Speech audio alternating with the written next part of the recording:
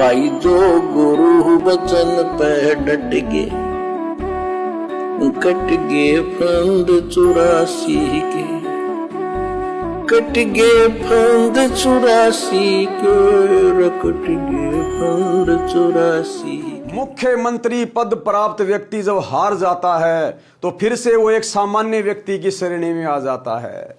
ठीक इसी प्रकार जब तक ये प्राणी सतगुरु की भक्ति ना करके अन्य काल तक की भक्ति करता है, तप करता है, पैदल यात्रा करता है, कावड़ लाता है, तीर्थों पे जाता है, जगन्नाथ, बद्रीनाथ, केदारनाथ, बरसाना, गोवर्धन की फेरी, यानी एकमात्र सतगुरु रामपाल जी के अनुसार बताए जाने वाली साधना के अलावा जितनी भी भक्ति साधना संसार में है, इनको कहते हैं काल की साधना, काल की पूजा।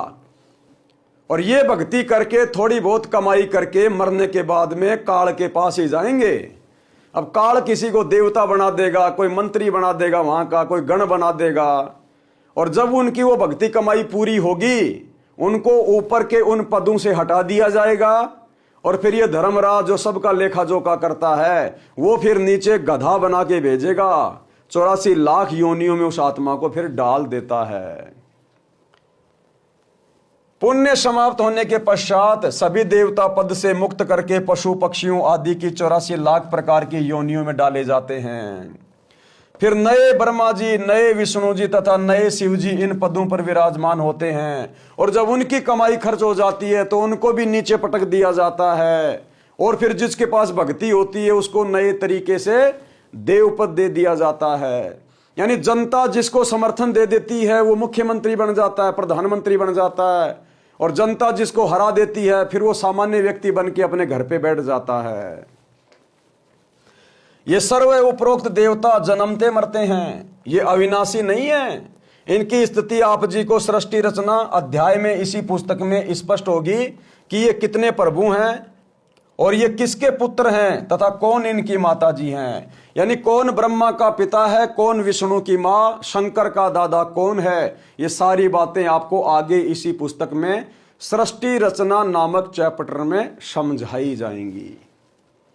अन्य प्रमाण श्री देवी पुराण, सचित्र मोटा टाइप केवल हिंदी, गीता प्रेस गोरखपुर से प्रकाशित ये पुस्तक, इसके तीसरे स्कंद में पेज नंबर 123 पर लिखा है, ये श्री विष्णु जी अपनी माता दुर्गा की स्तुति कर रहे हैं और कह रहे हैं, हे माता तुम शुद्ध स्वरूपा हो, जगत जननी हो, मैं ब्रह्मा और विष्णु तुम्हारे आशीर्वाद से ही जन्मे हैं, हम जो भी कार्य कर रहे हैं तुम्हारे अधीन होके कर रहे हैं, आप हमारी माता हो, हमारा तो जन्म और मृत्यु होती है, केवल आप ही अविनाशी हो।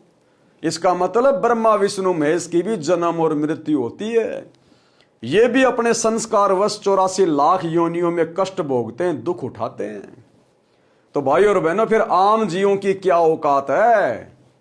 अगर औकात बनानी है इन ब्रह्मा विष्णु महेश से भी ऊपर 84 लाख योनियों में गधा कुत्ता सुअर बनने से बचना है, तो अच्छा मौका है, तुरंत सतगुरु के सत्संग सुनना शुरू कर दो, ए विलंब, दूसरा धरती पे कोई तरीका नहीं है।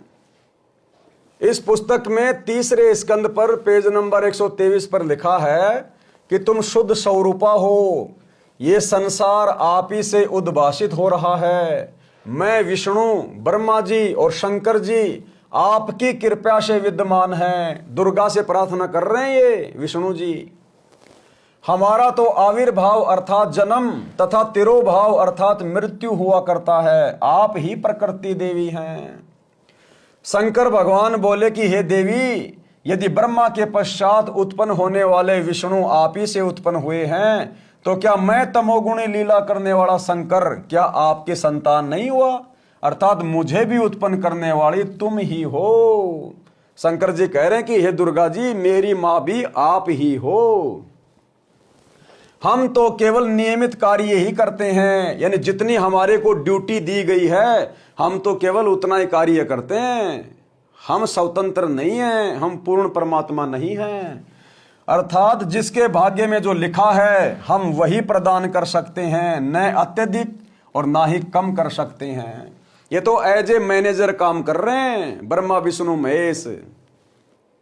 जिस प्रकार फैक्ट्री का मालिक अलग होता है और फैक्ट्री का मैनेजर अलग होता है, और वो फैक्ट्री का मालिक लेबर को उनकी मेहनत के अनुसार जो महीने की सैलरी बना बना के देता है, वो मैनेजर केवल उतनी ही सैलरी लेबर को दे सकता है, ना कम ना ज्यादा। तो इसी प्रकार ये ब्रह्मा विष्णु महेश परमात्मा के द्वारा प्रत्येक जीव का उसकी भक्ति साधना के अनुसार जो कर्म लिख दिया जाता है, जो सुख दुख लिख दिया जाता है, लाभ हानि लिख दिया जाता है, ये ब्रह्मा विष्णु महेश केवल उतना ही दे सकते हैं, ना उससे कम ना उससे ज्यादा। तो क्यों ना हम उस सतगुरु की शरण में आ जाएं जो भाग्य में लिखे हुए को बढ़ा भी सकता है, भाग्य में लिखे हुए पाप कर्मों को काट भी सकता है, नए सिरे से अपने हाथ से सुख लिख दे। कहते हैं मासा घटे ना तिल बदे विधाता लिखे जो लेख, भाई साचा सतगुरु मेट कर ऊपर मार दे मेख। सच्चे सतगुरु के हाथ में हमारे कर्मों की लेखनी होती है।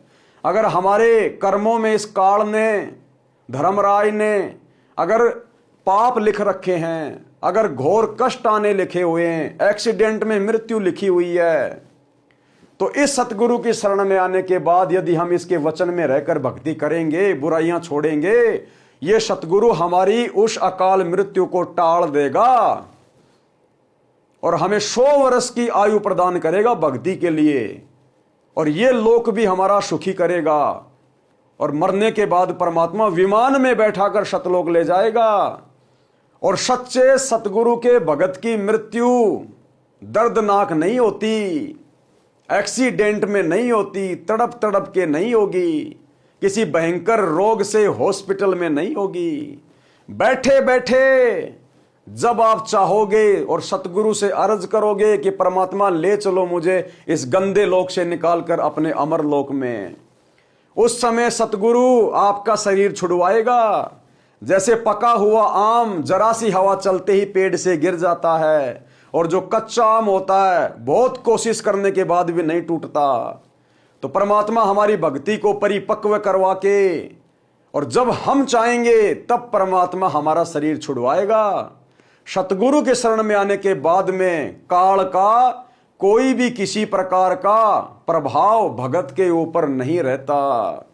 तो ऐसा गोल्डन चांस, ऐसा सुनहरा मौका आज आप और हमें प्राप्त है। भाई और बहनों, अपनी किस्मत को देखो। अब ये किस्मत बनाना और बिगाड़ना आपके बुद्धि विवेक के ऊपर है कि आप सतगुरु के सत्संग सुनना शुरू करते हैं या आप इन बातों को मजाक में लेके इंद्र की तरह अपने जीवन को नरक बनाते हैं। भाई जो गुरु वचन पे डट के, कट गए फंद 84 के, कट गए फंद 84 के, कट गए फंद 84 के। भाई जो गुरु वचन पे डट के, कट गए फंद 84 के, कट गए फंद 84 के, कट गए फंद 84 के। भाई जो गुरु वचन पे डट के,